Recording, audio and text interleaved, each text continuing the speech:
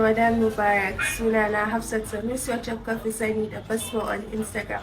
A yau zan nuna muku yadda nake sarrafa couscous ɗina tare da miyar busasshen kifi. A cikin tukunyana na saka man gyaɗa, sannan na ɗauko niƙaƙƙiyar nama na saka onion powder, curry da oregano.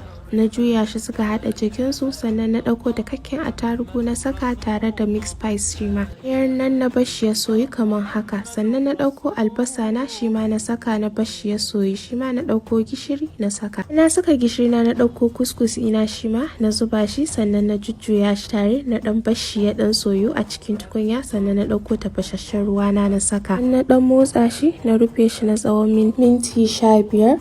Sannan kuma bayan minti 15 ta dahu, na ɗauko sauran vegetables ina na saka a ciki, na kuma juya shi na bar steam ɗin ya dafa vegetables. In haka na jiƙa kifi na da tafasasshen ruwa, na wanke shi na cire ƙashin ciki.